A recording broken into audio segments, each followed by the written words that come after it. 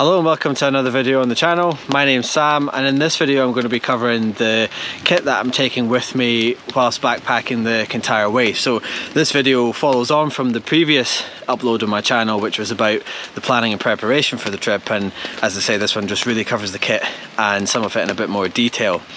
So this will be on the Kintyre Way playlist, and the next videos that I release will be the actual walk itself. So I'm just going to take you straight to the backpack and pull out some of the stuff, but first I've already got my tarp up in situ, because as I was filming for the first video the rain started coming down.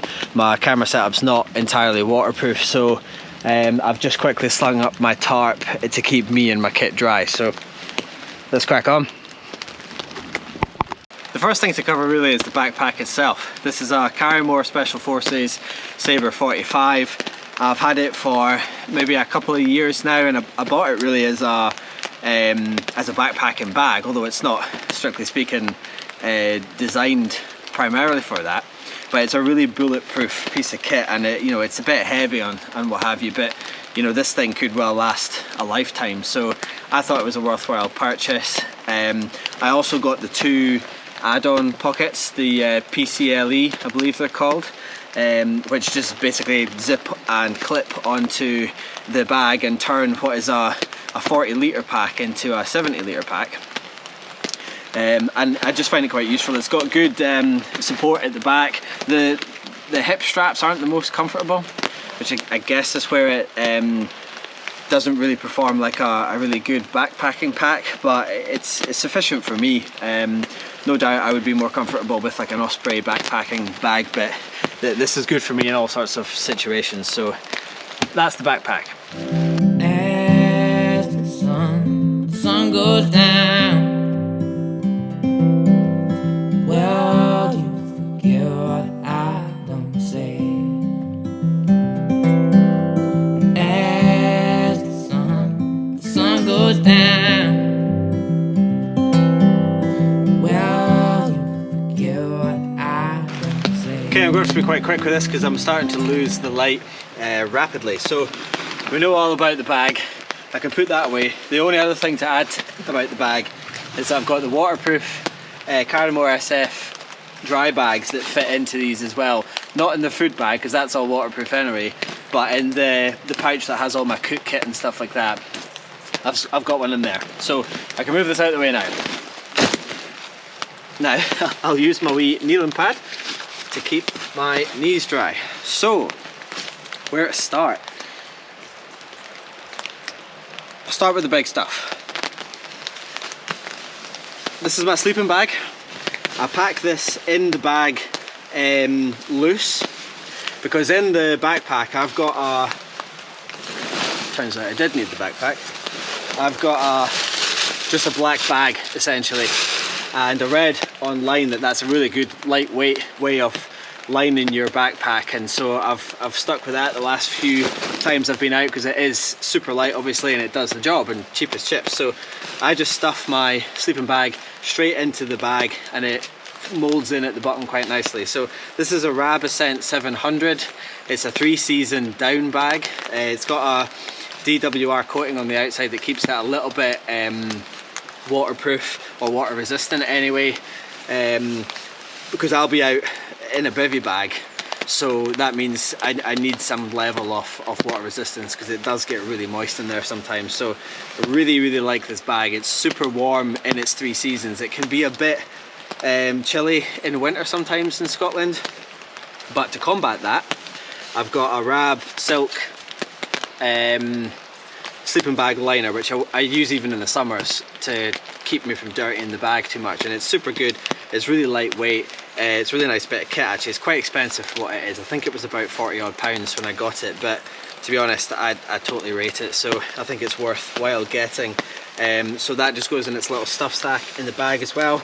I've got a Sierra Designs down and synthetic pillow here. The idea being that the outer casing's got down in it, whereas the inner casing, which is kind of a pillow in itself, is synthetic. So you can use both together, or you can use either or. I just use them like this, and I find it to be a really useful stuffable pillow. I just kind of let it sit on top of my arm, and I find that to be like super comfortable, way more comfortable than an air pillow, which I'd struggled on with for ages prior to getting this.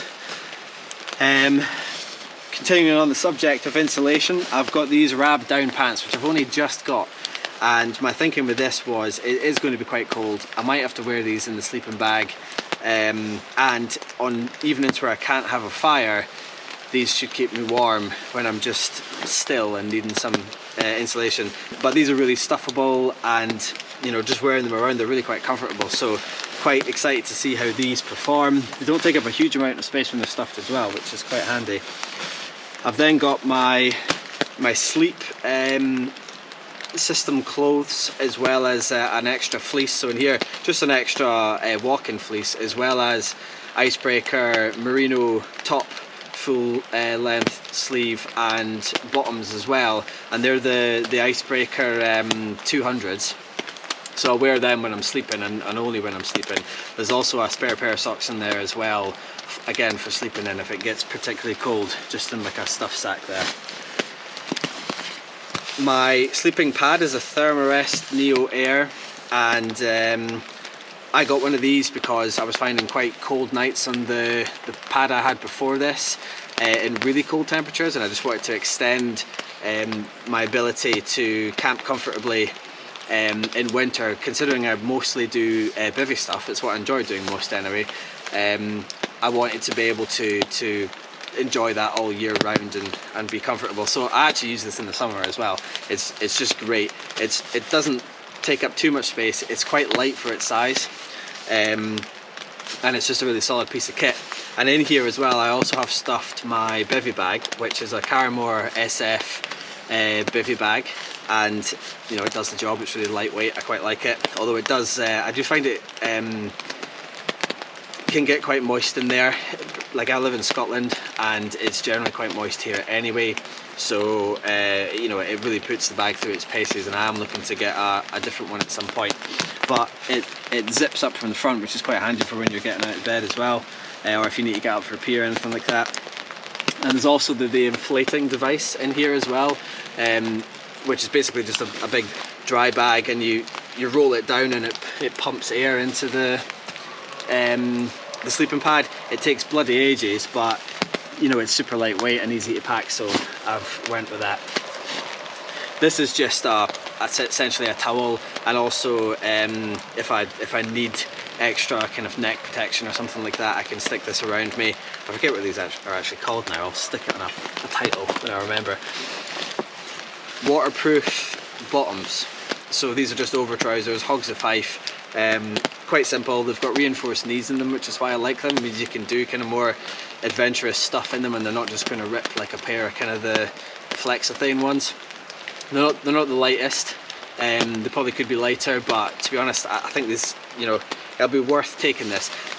I do wonder whether I'm going to get to the end of the trip and feel like it was a waste of time taking these, but I was thinking around the campfire I can have these over my Rab down trousers, and it might protect them from the fires. This is my small tarp. This is a DD Superlight, and I'll put the specifications for that up on a title just now as well. And this is what I'll be sleeping in as like a quick setup. If I do my 2 tarp setup, I'll be sleeping under this one because it's a really small lean-to, and it's super light and quick to set up. And I use these walking poles as the bit that pokes out and provides like an overhang. So I'll be bringing this with me, but the tarp that I've got set up just now is the DD Superlight larger one. So I think it's 2.9 meters by 3 meters, and on some days I might just get this one up, particularly if I'm in a woodland and I won't necessarily need to put up a second tarp, or I might just put this one up. It really, having 2 gives me that flexibility, but who knows what I'm going to come across when I get there. I'll just have to make that decision on the day, and this might be another thing that I decide after the trip. Oh, actually I could have done with just 1 tarp.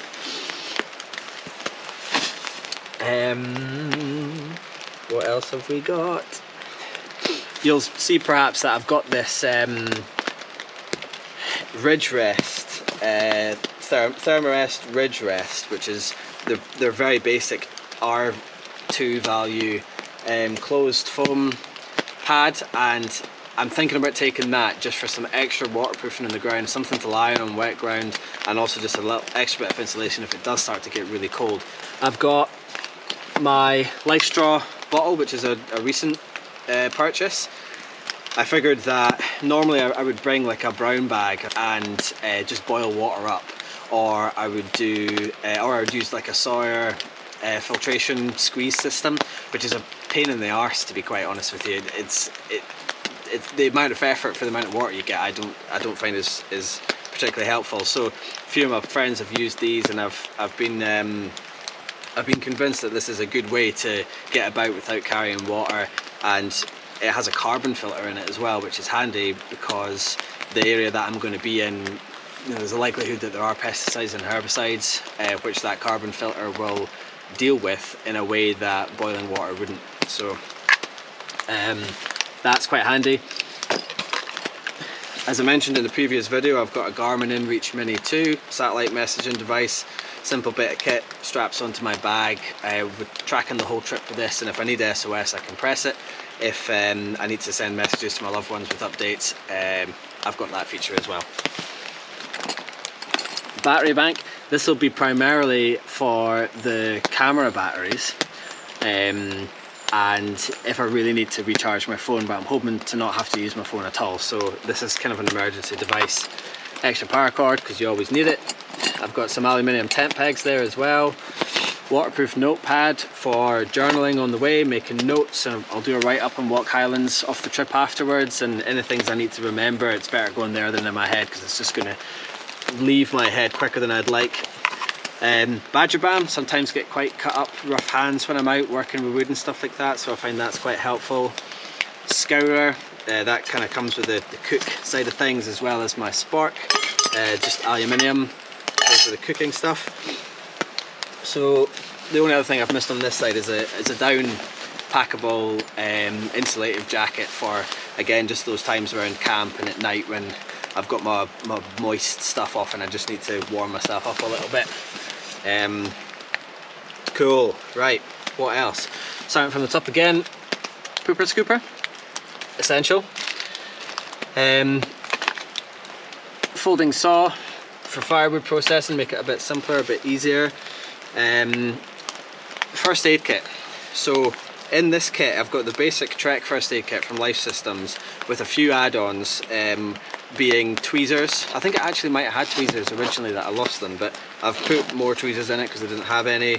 There's a mirror in there, just a pocket mirror, various plasters, paracetamol, ibuprofen, bandages, dressings, slings in case I break something, all just kind of quite basic stuff for getting about. You know, covers cuts and what have you, covers breakages.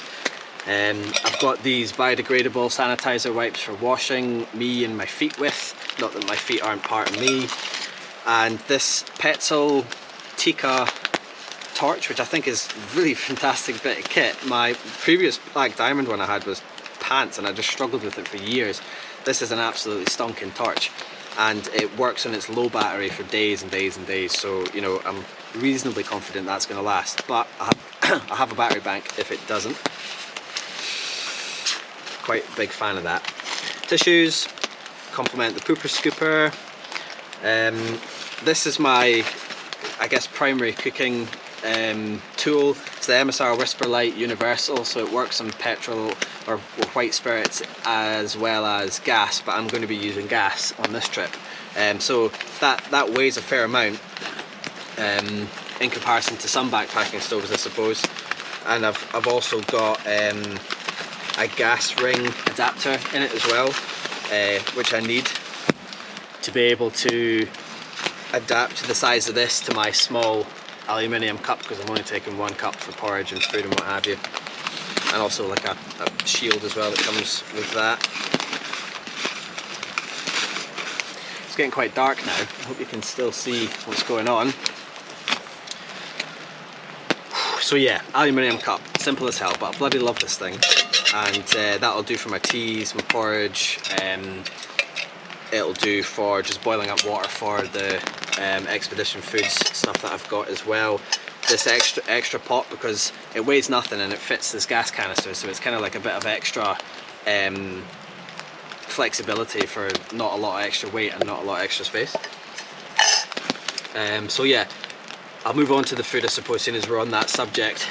Expedition foods, 1,000-calorie meals. I've got 8 of those for dinner. These weigh about 200 grams and they don't take up much space, so that's great.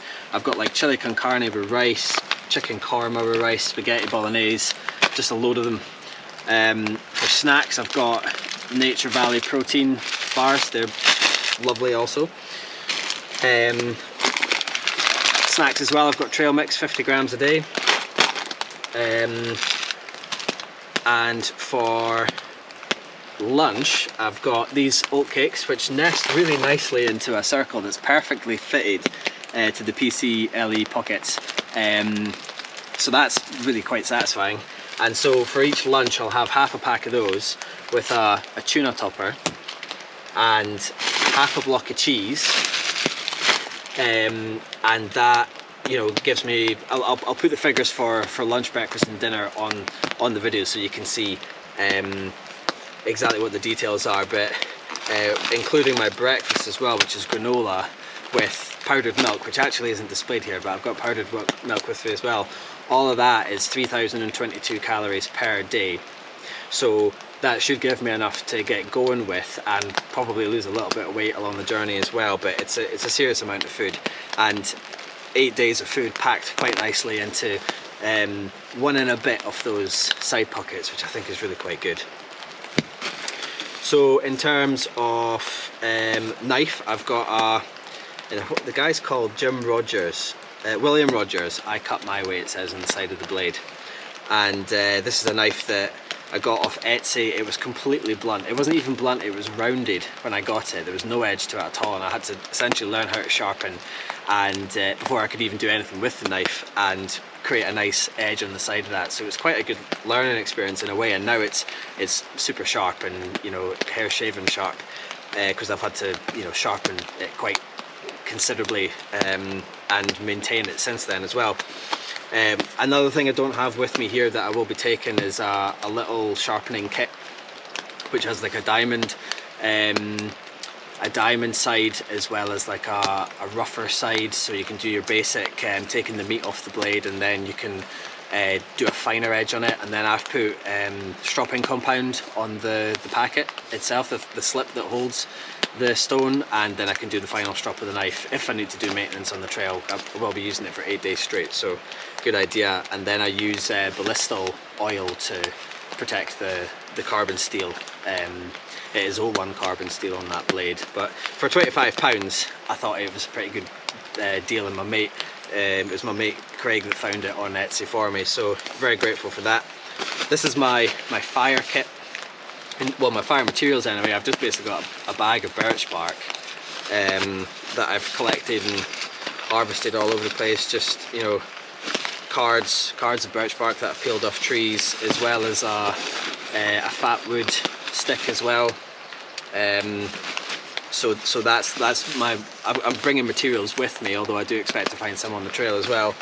And then in my pocket here I've got my fire steel, so the combination of those two, this is permanently attached to me, the combination of those two gives me quite a dependable fire starting system. And that moves us on to clothing, if you can still even see me right now. I've got Fjallraven trousers on. Oh, the lights appeared on in my pocket. We'll come to that. Fjallraven trousers. I think they're the Vidda Pros, they're called. If I get that wrong, I'll correct it. I've got Paramo Enduro jacket, Paramo Enduro fleece, and just a basic merino wool under that. And I've got Altberg full grain leather boots on. Again, I'll put up a bit of text about those as well, because I can't remember much about them. These are fantastic boots, totally bomb proof, and you can send them back to Altberg, who are based in Yorkshire in the UK, and they'll do any repairs or whatever for you, and the kit that you get for maintaining them as well, you can buy on their website, is super good. So this is kind of like a pair of boots for life in a way. So really chuffed for them. I do love the Fjallravens, and this Paramo setup is a new combo. I've had this windproof external for a while, but I recently got the fleece, and the idea is that combined they make a fully waterproof system, and it's quite flexible because you can take layers off. So that really brings me to the camera gear. I'm shooting this just now on a GoPro Hero 11, which is the camera I've decided to take with me. It's got a media mod on it. I'm using the media mod mic. I'll be taking 4 or 6 Enduro batteries, haven't decided yet because it does chew through the power. Shooting on really basic settings even chews through it. The tripod that I'm going to be taking with me is the 3-way 2.0, I think it's called. Super handy thing. Sets up as a mini tripod and also as kind of like a selfie stick. And because I've got the medium mod, I'll be putting this this light on the device as well. In fact, I might just stick it on right now. That's probably significantly better and what I should have done from the very beginning. So this is my light attachment. It's super lightweight. It's only about £25 on Amazon, so that should keep me lit up when I'm taking shots in the evening. So that's the kit. That's pretty much everything. Oh, it's worth saying as well, I guess it's worth saying, I'm bringing merino wool boxers, so and also wool socks as well. I think they're smart wool, they're called wool smart wool. They're super great. You can wear them for days on end. Because I've got 2 pairs of socks, I can change socks as I go, as long as one pair does actually dry out, because I do need a dry pair for the sleeping bag at night. So there we have it. So it's quite a heavy pack. It's 19.5 kilograms in the first day, but as I said in the previous video, you know, I'll be losing about 800 grams of food per day. So by the time I get to the very last day, I'll only have about I think it's about a 16 kilogram pack or something like that. Oh wait, no, I'll be about 17 kilogram pack. So I don't think there's much else to say really about this. If you've got any questions or you want more detail on any of this stuff, you know, drop me a comment below and ask away, and I'll either reply in the comments, or, you know, if there's significant demand, you know, I might do a video on some of the particulars. And after I've done the trip, it's probably worth doing a bit of a review on what I felt worked, what was necessary, what was unnecessary, because that might be helpful to some people. I know I certainly have gained a huge amount from watching YouTube videos and seeing people use kit, critique it, and test it to its limits. So that brings us to the end of the video. I'm just going to get all this packed up now, back into my bag, and I'll see you at the beginning of the Kintyre Way. Thanks for watching. Free letters on the table, casting frets upon my eyes. The ashtray burns a smoldering castle, alive at war the sea.